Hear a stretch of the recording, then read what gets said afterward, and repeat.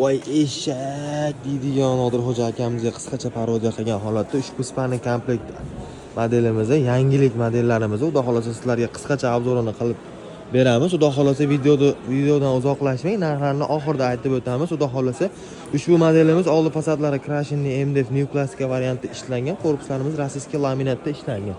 Shkaflarimiz razmerlari uzunligi 240 cm, balandligi 210 cm, 215 ga doğru tushadi. Ruchkalarni ham o'zini MDFlari bilan qilib qo'yganmiz.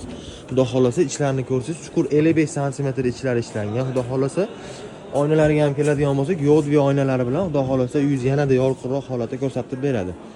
Ushbu oynalarga ham keladigan bo'lsak, tosh oynalari ham katta ishlangan, uzunligi 130 cm, balandligi 195 cm ishlangan bo'lib, xudo xolasa bu yerda ключатillari ham bor, xudo xolasa.